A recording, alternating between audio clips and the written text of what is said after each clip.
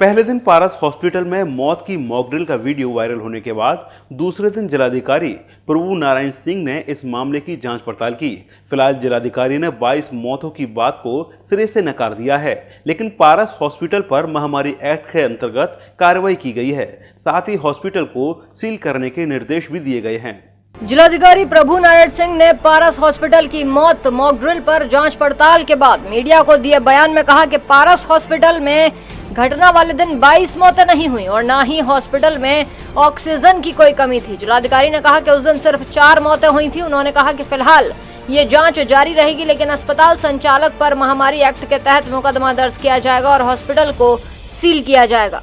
Oxygen की कमी का डेथ नहीं हुई है। जहाँ तक अब ये वीडियो वायरल का प्रश्न है, इनके वीडियो वायरल में 2 चीज़ें जो इन्होंने अपने तथाकथित कहा है, जो हमारे पास संज्ञान में आया और सबको खबर लगी। इन्होंने जो कहा है कि साहब मोदी नगर में प्लांट में ऑक्सीजन खत्म हो गया है और इससे हमें एक भ्रम की स्थिति पैदा हुई। यह इनका कार्य गलत है। इस तरह की बातें कभी भी नहीं करना चाहिए, जिससे कि जन समाज में भय का वातावरण हो। इसके क्रम में एक इनको जो हमारा महामारी अधिनियम है उसके तहत इनके खिलाफ मुकदमा किया जा रहा है, उसकी जाँच पुलिस करेगी। दूसरा जब अभी तारीख दी गई है, जब दर्ज हो जाएगा तो आप लोग को इन्फॉर्म कर देंगे। महामारी अधिनियम, जैसे मैंने बताया कि महामारी अधिनियम में क्योंकि यह कृतिकार इनसे कहीं न कहीं जनमानस में इस तरह की भ्रांति आई।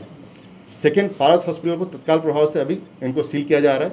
यहाँ पर बता दें कि पारस हॉस्पिटल के संचालक डॉक्टर अरिंजय जैन ने अपने ऊपर लगे सभी आरोपों को गलत बताया। उन्होंने कहा कि वो मॉकड्रिल नहीं, असेसमेंट था। वो अपने ऊपर लगे आरोपों को लेकर निष्पक्ष जांच के लिए तैयार हैं, जिसमें प्रशासन जांच कर रहा है। मीडिया के सवालों पर पारस हॉस्पिटल के संचालक डॉक्टर अरिंजय जैन लगातार अपनी सफाई पेश करते रहे। सरकार का मॉकड्रिल ऑक्सीजन बंद करने का नहीं हुआ है। मैं कल से बार चैनलों पे आके कह रहा हूँ, ऑक्सीजन बंद करने का कोई मॉकड्रिल नहीं हुआ है।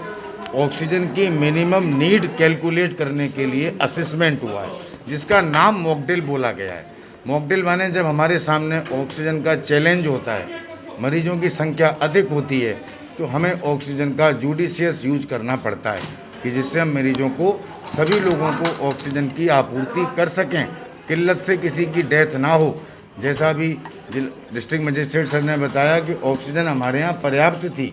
सारे डाटा, सारा डिटेल्स हमने प्रशासन को उपलब्ध करा दिया है और प्रशासन की इस जांच में, निष्पक्ष जांच में पूरा साथ देंगे और पूरा अपने लिए न्याय की लड़ाई लड़ेंगे। बता दें, जिलाधिकारी के स्टेटमेंट को भी सुना और पारस हॉस्पिटल के संचालक अरिंजय जैन को भी। अब हम सुनाते हैं आपको ऐसे व्यक्ति का स्टेटमेंट जिसके सामने इस पूरे घटनाक्रम वाले दिन हॉस्पिटल से एक के बाद एक शव हॉस्पिटल से बाहर भेजे जा रहे थे। तो सुनिए इस प्रत्यक्षदर्शी को। मैंने अभी और मैं बता दिया सब लोगों को कि जो मेरे परिचित थे इसलिए मैं यहाँ आया था, लेकिन मैं 2-3 दिन से बराबर आ रहा था। लेकिन उस दिन जब देखा कि ऑक्सीजन नहीं है, इसलिए प्रशासन, हॉस्पिटल प्रशासन से ये कहा गया कि जल्दी अपनी ऑक्सीजन या सिलेंडर का व्यवस्था करें या कैसे भी करें, नहीं तो हम आपको बाहर कर देंगे। लेकिन यह कि हम लोगों ने कैसे भी भागदौड़ करके करा, लेकिन इसी बीच में कम से कम 15-16 लाश मतलब बॉडी एक्सपायर हुई, जिसमें 5-7 लोग ऐसे थे जो मेरे परिचित थे, उनके कोई ना कोई परिचित एक्सपायर हुआ। लेकिन हर किसी को तो हम जानते नहीं थे, लेकिन एक के बाद एक कोई ना कोई फटाफट तुरंत एक्सपायर हो रहे थे। और 27 की सुबह तक, जब तक मैं वहाँ मथुरा हम लोग ऑक्सीजन लेने गए हैं, तब प्रशासन का कहना है कि 4 लोगों की मौत हुई है। नहीं, गलत है, ये झूठ बोल रहे हैं। बाकी तो इनके पास डिटेल है सारी। बहरहाल पिछली बार की तरह एक बार फिर प्रशासन ने पारस हॉस्पिटल के संचालक पर महामारी एक्ट के तहत मुकदमा दर्ज करने का ऐलान करते हुए हॉस्पिटल को सील करने की बात कही है।